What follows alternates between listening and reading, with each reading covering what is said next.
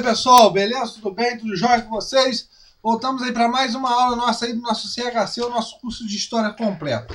Pessoal, vamos falar aí do nosso site, nosso CHC, a continuação aí que eu tive que parar a aula aí só para arrumar um negócio aqui na imagem. O curso de História completa, exatamente isso, nosso CHC, o nosso curso de História completo, para concursos vestibulares e também pré-militar. Exatamente isso, está escrito até aqui no nosso cartaz aqui bonito aqui. O e-mail, historiacomp1@outlook.com. Facebook, isso, celular para mensagem, 3291650267. E o site, curso de História completo.webnote.com. Tranquilo, pessoal? Beleza? Então já falamos aí do merchan e do nosso cartaz. Vamos falar aí do conteúdo. Aula pedido, História do Brasil 35. O que nós iremos falar nesse conteúdo, professor? Está escrito aí, meu aluno exemplar. Questão externa, parte 1. Meu Deus, professor, então teremos outras partes sobre questão externa? Sim, exatamente isso. Mas, primeiramente, vamos para a parte 1. Não podemos falar da parte 3 sem antes falar da parte 1 e 2. Tranquilo, beleza? Então, nós de acordo aí, vamos aí para a parte 1. A questão externa. É interessante nós observarmos uma coisa aqui, e isso aí já é de prática aí de vocês já saberem disso, que o segundo reinado é característica dele uma paz interna. Professor, há uma paz interna dentro do segundo reinado? Sim. Por quê? Calma, vou explicar. Calma, afobado.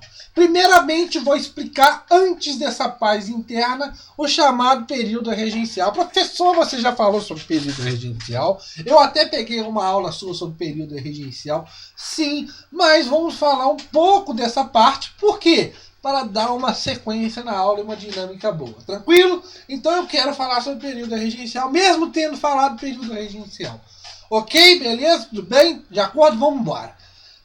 Tudo bem, professor. Período regencial, você já observa aí que vai da abdicação de Dom Pedro I até o golpe da maioridade.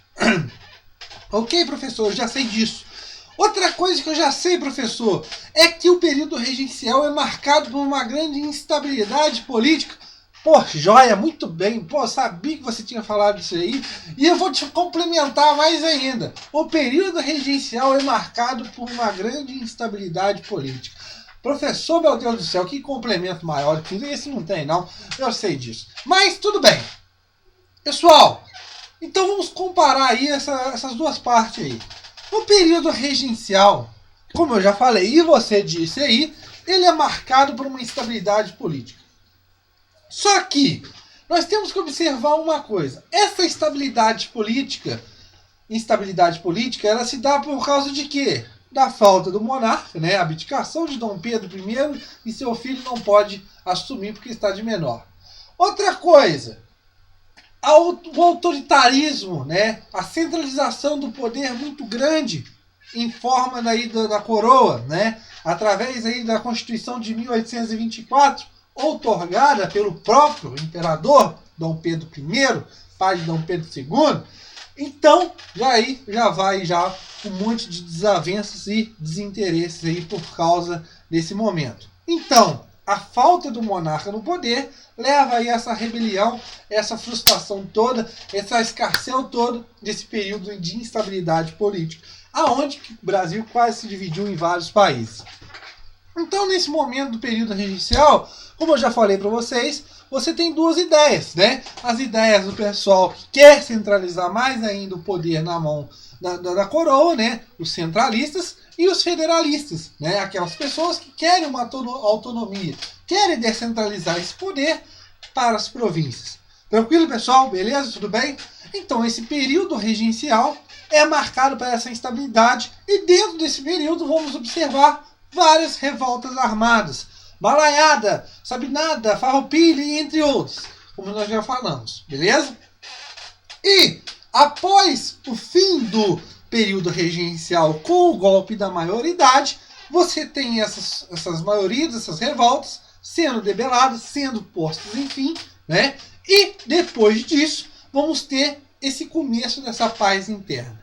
Mas como que isso acontece, professor? Você já falou disso? Sim, o parlamentarismo às avessas. Como eu já disse para vocês, o parlamentarismo nesse momento no Brasil, a moda aí do Brasil aí, ele não vai ser igual ao parlamentarismo que está lá na Inglaterra, né? Aqui você observa que tem primeiro-ministro? Tem, mas só que o poder moderador continua. Então, o imperador pode tirar esse ministro se ele quiser, pode fazer o que bem entender.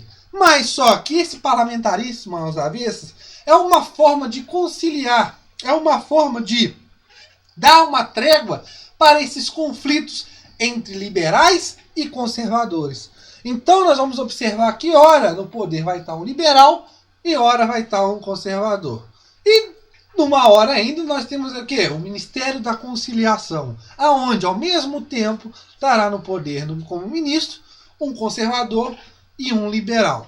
É uma forma de quê? Diminuir os embates, né, entre liberais e conservadores. É uma forma de quê? De atender interesses tanto de liberais e conservadores. É uma forma de quê? Acabar com revoltas dentro do Brasil. Então, característica desse segundo reinado, essa paz interna. Tranquilo, pessoal? Só que, se está essa paz dentro do Brasil, fora do Brasil, essa paz não continua. Por causa do quê? Por causa do prata. A bacia do prata. Pessoal, é muito interessante nós observarmos que essa instabilidade aí política e tudo mais, fora do Brasil, será por causa de situações econômicas. O que nós vamos observar nesse momento, pessoal? De 1850 até 1870, o Brasil vai ficar na guerra contra Oribe e Rosas. Professor, aqui que eu tenho Oribe e Rosas. Calma, eu vou falar mais na frente. Mas, já para vocês terem uma ideia, Rosas nesse momento era o presidente aí da Argentina e estava com a ideia de juntar de novo todo mundo no antigo vice-reino do Prata. Nós já falamos do vice-reino do Prata quando estava falando de quê? Independência das colônias espanholas. Então, essa ideia dele de juntar todos esses vice-reinos, esses estados, no chamado vice-reino do Prata. E Oribe, que nesse momento era o presidente do Uruguai, né? Era um presidente branco, onde você observa que os blancos, nesse caso, você observa que dentro do Uruguai você tem dois partidos, os colorados e os blancos, né? Os colorados você tem uma ideia aí mais liberal e os blancos você tem uma ideia mais conservadora. E Oribe, nesse momento, estava muito ligado com Rosas na Argentina. Mas isso vai ficar para a nossa próxima aula, quando falarmos sobre a guerra de Oribe e Rosas. Tranquilo, pessoal? Mas essa questão do prata vai ficar mais tensa a partir de 1850 por causa dessas questões aí econômicas aí na Bacia do Prata. E vai se terminar só quando? Na Guerra do Paraguai. Ok, pessoal? Continuando aqui, nós vamos observar uma coisa. Vamos falar então dessa questão do prata, professor. Vamos falar o que tem de tão interessante nessa Bacia do Prata. Pessoal, é interessante nós observarmos que o prata nada menos é que uma bacia hidrográfica, né? E uma bacia que é a segunda bacia hidrográfica maior do mundo, só perdendo para a bacia amazônica, né? A bacia amazônica aí com mais de seus 6 milhões e tudo mais de quilômetros quadrados. Mas a bacia do Prata, né, a segunda maior bacia hidrográfica aí, do mundo, você vai observar que dentro dessa bacia você tem vários rios. O rio Paraná, o rio Uruguai, o rio Paraguai e o rio Paraná, né? O rio Paraná já falei, rio Paraná, Uruguai e Paraguai. Só que vamos agora dar uma ideia aí e montar essa ideia dessa importância do prata. O rio Paraná, quando dentro de terras argentinas, ele recebe como afluente o rio Paraguai. Então, esses dois rios, o rio Paraná e o rio Paraguai, se juntam, né? E, consequentemente, ele se torna uma grande fonte econômica. Por quê, professor? Pessoal, é muito interessante neste momento e nesse contexto histórico desse período. São poucas as vias terrestres e quase inexistentes as vias terrestres nesse momento. Era muito difícil ter estradas e tudo mais. O que vai acontecer? Qual que vai ser a prioridade aí para você ligar essas áreas? Será o quê? Serem rios navegáveis. E quando o rio Paraná se funde aí com o afluente aí com o Paraguai, ele se torna navegável. E, nesse momento, eu tenho uma fonte econômica. Por quê? A partir do momento que o rio se torna navegável, eu possibilito o quê? O desenvolvimento de centros urbanos às margens. Tranquilo? Nesse caso, exemplos, Buenos Aires e Montevidéu. Tranquilo, pessoal? Ok. E nesse momento, você observa a importância econômica de trocas e escoação de produtos e entre outras coisas. Beleza? Outra coisa que nós temos que observar é que o rio Uruguai, que falta aí para a gente discutir, ele nada mais, nada menos, ele servirá como divisa, né, de fronteiras entre Brasil e Argentina e também vai dividir o Uruguai e a Argentina. Pessoal, essa questão da Bacia do Prata não vem só desde aí do segundo reinado, né? Essa questão do prata já vem desde lá onde? Da colônia. Já vem desde lá esses interesses da coroa portuguesa no prata. Tranquilo, pessoal? A partir de 1530, vamos observar que Pero Lopes ele já vai ali inspecionar, né? Fazer suas expedições e tudo mais, e vai começar a conhecer essa região. E vai começar a marcar marcos de posse de Portugal, dizendo não, essas terras estão dentro do Tratado de Tordesilhas, então são pertencentes a Portugal. Então você observa que essa questão do prata, né, essa questão de conquistar o prata e tudo mais ali, é uma questão de que econômica, política e militar e tudo mais. Mas isso acontece desde quando? Desde a colônia. Como já falei, Pero Lopes, a partir de 1530. Consequentemente, os portugueses têm que se fixar ali e formar alguma coisa para falar que aquilo ali é dele, não pode deixar sozinho. Então fundam a tal chamada e famosa Colônia do Sacramento em 1680. Pessoal, a Colônia do Sacramento, ela ficava numa região onde, em volta dela, era tudo espanhol. Ela ficava de frente a Buenos Aires, espanhol, território espanhol. Logo, os espanhóis, com isso, não vão gostar, obviamente, e vão começar o quê? Fazer investidas contra essa Colônia do Sacramento. E o que acontece? Eles tomam a Colônia do Sacramento. Só que Dom Pedro II de Portugal, ele, raivoso e tudo mais, vai declarar guerra à Espanha por causa da atitude. E, para não ter a guerra, é devolvida a Colônia do Sacramento aos portugueses em 1683. Beleza. Pessoal, só que essa contenta ainda não acaba por aí. Carlos II, que era o rei da Espanha, morre, vai para a cidade dos Pejuntos. Só que Carlos II, antes de ir para a cidade dos Pejuntos, ele tinha que deixar um herdeiro. Só que ele foi para a cidade dos Pejuntos sem deixar um herdeiro. E o trono espanhol fica vago nesse momento.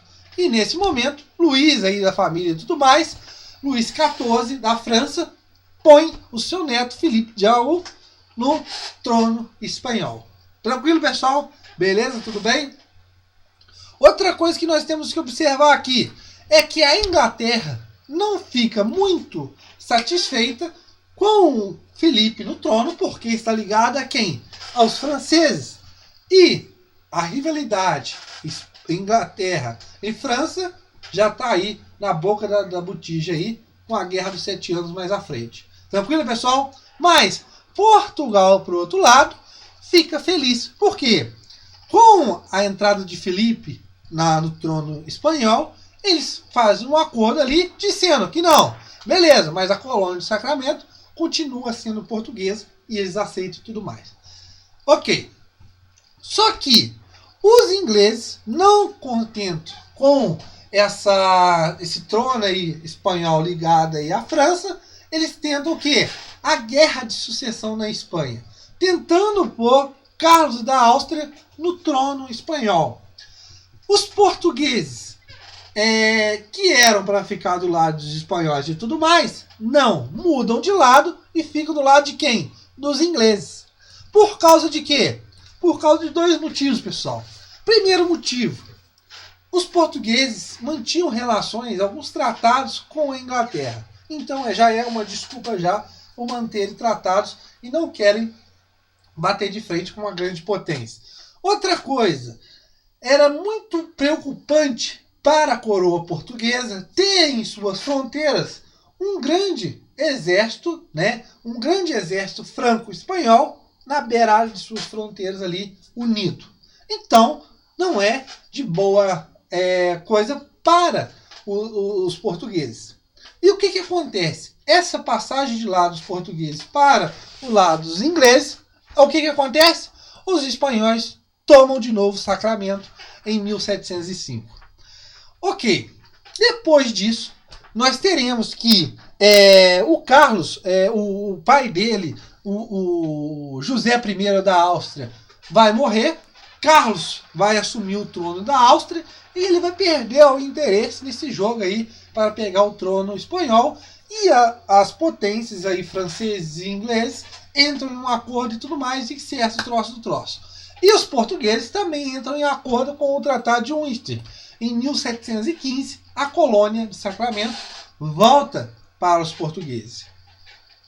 E o que nós temos que observar aqui, pessoal?